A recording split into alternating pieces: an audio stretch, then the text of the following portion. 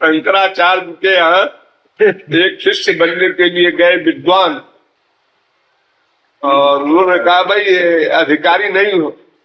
बोलने लगे कि माफ कीजिएगा, शास्त्रार्थ कर लीजिए। जितनी नॉलेज आपको है उतनी हमको भी है। उन्होंने कहा कि अरे भाई तुम तो हमारे ऊपर हमला करने लगे, शिष्य बनने आए थे। लेकिन ऐसा है कि कल तो माना तो फिर हम सोचेंगे। तो एक संगिन से कह दिया शंकराचार्य ने कि भाई जरा झाड़ू लगाती हो तुम सर। वो पंडित जी आ रहे हैं, इनके जब आने पास में आ जाए बिल्कुल तो झाड़ू से थोड़ी धूला उड़ा देना इनकी तरफ। तो 50 तो करीब कोटि सुना दिया उसको। हम भी ये दिखाई नहीं पड़ता है, तुमको गंदा कर दिया, अपवित्र कर दिया। तो शंकराचार्य के पास आए, उन्होंने कहा भाई तुमको खाने दौड़ते हो अभी लोगों को, तुम ब्रह्म ज्ञान के अधिकारी कैसे हो सकते? जाओ गोवर्धन परिक्रमा करो, भजन करो, श्री कृष्ण की भक्ति करो, अंतःकरण शुद्ध हो जाए तो मेरे पास आना। 1 साल गए वो दोबारा। शंकराचार्य ने भंगिन से कहा देख मां, ये अब वो झूला वाले से गुस्सा नहीं करेगा। 1 साल साधना कर लिया है, झाड़ू छुआ देना उसको पैर में, झाड़ू करते करते छुआ देना ऐसे। गलती से छू गया, छुआ दिया उसने झाड़ू। अब वो गंदा झाड़ू पैर में छू गया तो पंडित जी ने जो करके दांत पीस के और याद आ गया, चले आए शंकराचार्य के पास। ने कहा खाने तो नहीं दौड़ते गुर्राते हो अभी। जाओ, अभी अंतःकरण शुद्ध नहीं हुआ, अभी तुमको दयाभिमान है, मैं विद्वान हूँ, ब्राह्मण हूँ, ये सब बीमारी है तुम्हारे अंदर अभी। फिर यहाँ रोते गाते रहे, राधा कृष्ण से प्रार्थना करते रहे, हमको गुरु जी अपना ले, कृपा करो। अंतःकरण शुद्ध हो गया, डट के साधना किया।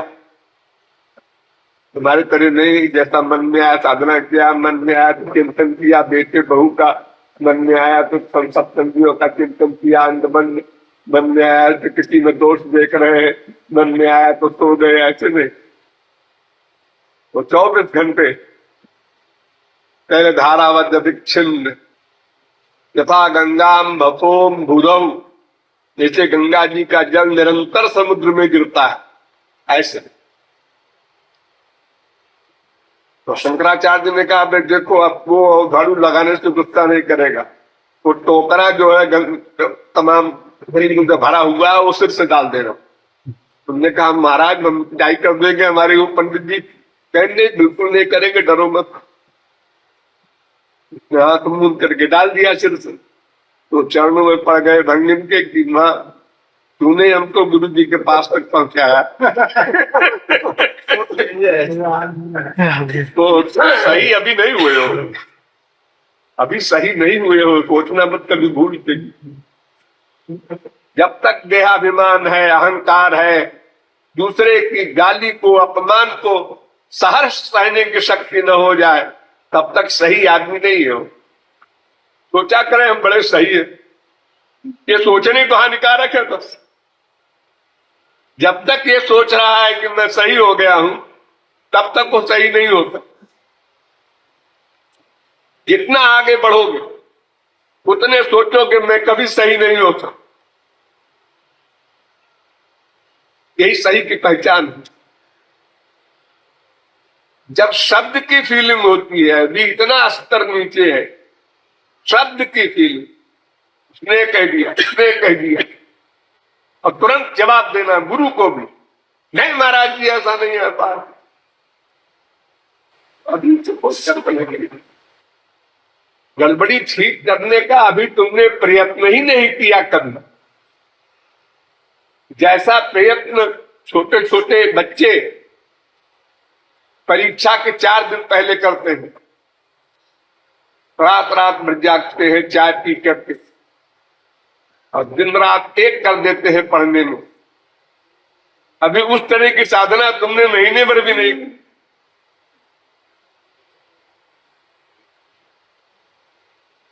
दुर्भावना दूसरे के प्रति करने की बीमारी पड़ी हुई है भयंकर, उसको मिटाते नहीं हो। ये खराब है, ये खराब है, ऐसा है, ये ऐसा है, ये ऐसा है, ये अहंकार वर्धक।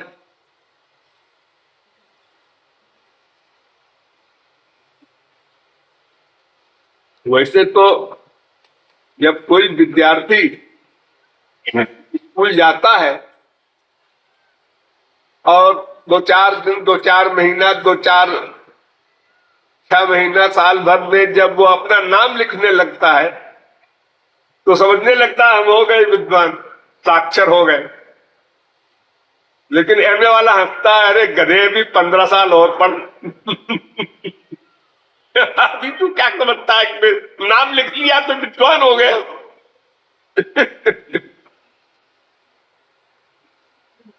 कितने साधक हमारे देश में जो वास्तविक महापुरुष के शरणागत होकर नहीं कर रहे हैं साधना, तो थोड़ी सी उनको उन्नति हुई वहीं रुक गए।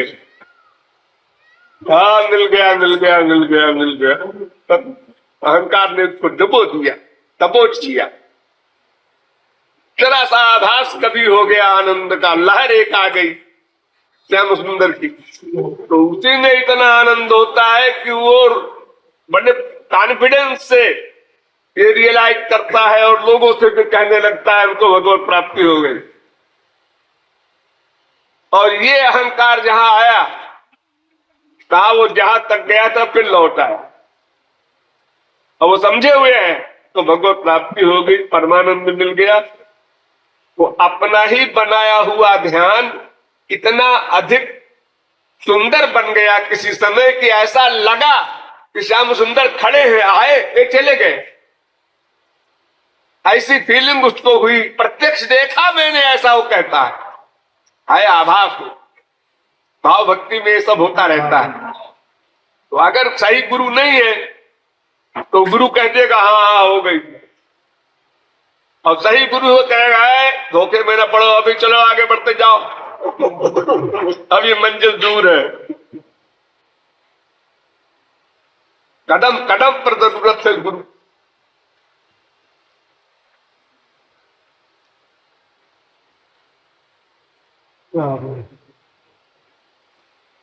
तो बड़ी समझ लो एक तो सबसे धीमे चलता है अजगर, उस चाल से चल रहे हो तुम लोग। अभी तुम लोगों ने कभी सोचे ही नहीं कि कल हम मर सकते हैं, वरना रात भर आदमी जाग सोते, जग जाते एकदम। तो जैसी स्पीड में कोई चलेगा उसी हिसाब से तो रास्ता तय होगा यहां से दिल्ली तक का। ठीक है कि दिल्ली की तरफ ही चल रहे हो, बस इतना संतोष है हमको भी कि रास्ता दिल्ली का ही पकड़े हो। एक दिन इसी रास्ते में चलते जाओगे तो पहुंचोगे। बाकी जिस तरह चलना चाहिए उस तरह नहीं चल रहे हो कोई भी। वरना वृंदावन में बास, घर गृहस्थी से कोई मतलब नहीं इस समय जितने बैठे हैं किसी का भी। पका पकाया खाना मिल गया, खा लिया, क्या काम है इनका? इनके मन को क्यों एक सेकंड को भी भगवान से अलग होने की परमिशन दी जाती? कीर्तन में भी गड़बड़ करें, कीर्तन के बाहर आए वो जा रही है, वो जा रहा है, अरे सुनो जी अजय राम जी भाई, ये क्या करते हो दिन भर? ये 2 पैसे की खोपड़ी, उससे निकल निकल करके जो शब्द निकलेंगे वो तुम्हारा अनर्थ ही तो करेंगे।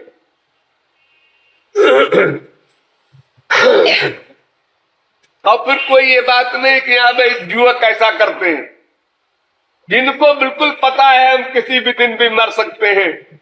ऐसी बुढ़िया बुढ़िया भी, बुढ़े बुढ़े भी जहां बैठेंगे तो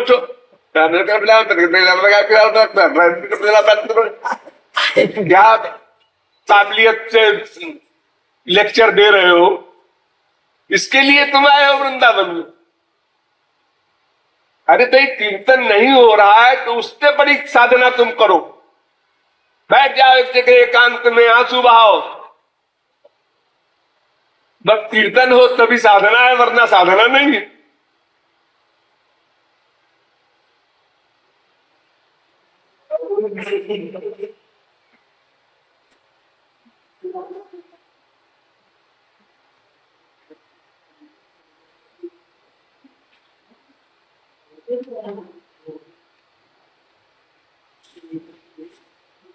महाराज जी आवाज भी तो गुरु के पास ही मिलता है,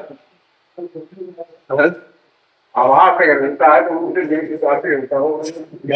आभास अगर कुछ होता है तो गुरु कृपा से ही तो होता है। श्याम सुंदर का आभास तो भगवत कृपा, गुरु कृपा से ही भगवान का एक नाम निकलता है, तो सब तो ठीक है, लेकिन उस कृपा का सदुपयोग करना, उस कृपा को रियलाइज करना, ये हमारा काम है। इससे वो साधना बढ़ती है। कृपा का मतलब ये नहीं होता कि भगवान या गुरु तुमको डायरेक्ट भगवत प्राप्ति करा देंगे। थोड़ी सी कृपा किया, अब तुम आगे बढ़ो। बच्चे का हाथ पकड़ करके का लिखवाता है टीचर, पहले बाद में कहता है अपने आप लिखो, तो अपने आप हम नहीं लिखेंगे, हमारा हाथ पकड़े रहो हमेशा, एक झापड़ लगाए को कैसे तू पढ़ेगा, हमेशा तेरा हाथ है पकड़ के हम लिखवाएंगे। 10 बार लिखवा दिया, अब 11वीं बार अपने आप लिख, गलत फलत जो बने लिख कर बता देंगे, ये गोल गोल बनाया कर। भगवत कृपा, गुरु कृपा तो सदा मानना ही है, वो तो सिद्धांत है, वरना अनंत जन्मों का बिगड़ा हुआ ये मन भगवान का नाम ले ये पॉसिबल नहीं है। लेकिन भगवान की कृपा और गुरु कृपा को मान करके या पा करके अब इतना बड़ा संयोग जो मिला, मानव देह कि पहली भगवत कृपा का बहु की कर करुणा नर देही देतईश, सबसे पहली। इसके बाद हमारा जन्म कहां हुआ, जिस घर के लोग नास्तिक नहीं थे, फिर हमको किसी व्यक्ति का संग मिला, तो चाहे संसारी रहा हो, जिसने भगवान के विषय में कुछ बताया, कुछ किताबें पढ़ने को दिया। उसके बाद ये संजोग लगते लगते लगते लगते हम पहुंचते पहुंचते कहीं सही जगह पहुंच गए, वहां तत्व ज्ञान भी हो गया। तत्व ज्ञान होने के बाद साधना हमने शुरू की। ये सर्वत्र भगवत कृपा, गुरु कृपा है। यही सर आवत अति कठिनाई, खाली कठिनाई नहीं, राम कृपा बिनु आई न जाई। ये मन जिससे योगी लोग हार गए, उस तुम्हारे मन को महापुरुषों को छोड़ो, क्या कर सकते हैं वो। मैंने इतना कर करा दिया है कि अगर बस में जा रहे हो और कोई बोले राधे, जो चौकट के पीछे राधे बोला है, अरे राधे बोला, तगड़ा करके राधे बोला, कितना प्यार तुम्हारा उससे, ममता हो गई कि उसके बात किए बिना बेचैन हो रहे हो। कहाँ रहते हैं आप, क्या करते हैं?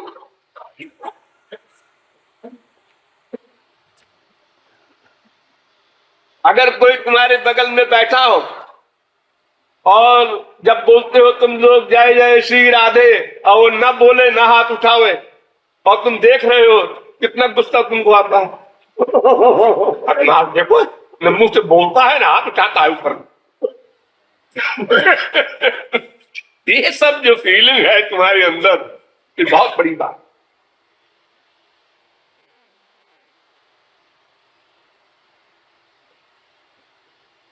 ये माइलस्टोन है अपने समझने के लिए। लेकिन सबसे बड़ा दोष जो है वो यही है, दूसरे में दोष देखना, दूसरे को अपने से छोटा मानना। ये दोष इतना भयंकर है कि सब अच्छाई बर्बाद कर देता है।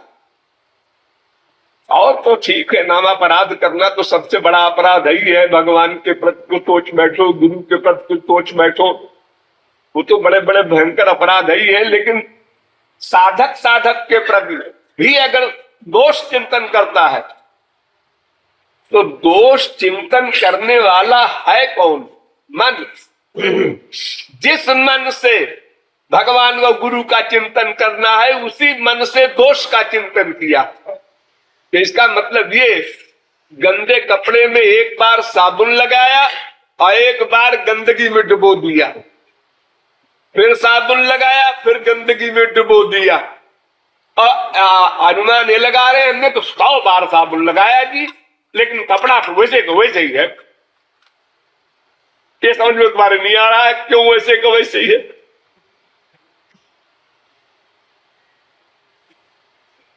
दूसरे में दोष देखना, लापरवाही करना, बहुत बात करना, सुनना, मन को स्वच्छंद छोड़ देना, मैं सब समझता हूं, ये अहंकार पैदा कर लेना, ये सब भयंकर दुश्मन है। ये ताक में रहते हैं इसको नीचे गिरावे, और तुम लापरवाह रहते हो। वरना क्षणशो विद्या, कणशः कणशो धनम।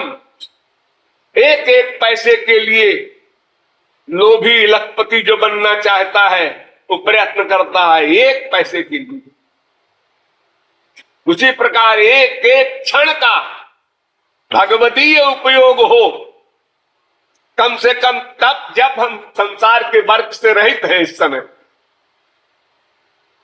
संसार में तो बहाना मिल जाएगा आपको, अरे साहब ऑफिस कर रहे हैं, अरे साहब दुकान कर रहे हैं, अरे साहब व्यवहार जगत में है, कैसे क्या करें, अरे यहां क्यों नहीं करते, इसका जवाब दो। कीर्तन बंद होते ही बातचीत शुरू। जैसे परेशान है बात करने के लिए, जिंदगी भर बात किया, हर जन्म में बात किया, जिस खोपड़ी से शब्द निकल रहे हैं वो खोपड़ी है क्या? एक कसम क्यों नहीं खा लेते, हम जब तक वृंदावन वास करेंगे बात नहीं करेंगे। इशारे से बात कर लेंगे। आके मनगढ़ में साधना होती है, 1 महीना रहते हैं लोग, बिना बात किए भी रहते हैं लोग, कुछ लोग, या कुछ लोग कभी गलती से चोरी से थोड़ी सी बात कर देते हैं। और यहां तो बिल्कुल आजाद है आप लोग, हम चिल्लाते रहे तो सुनते ही नहीं। महाराज जी आ रहे, महाराज जी आ रहे।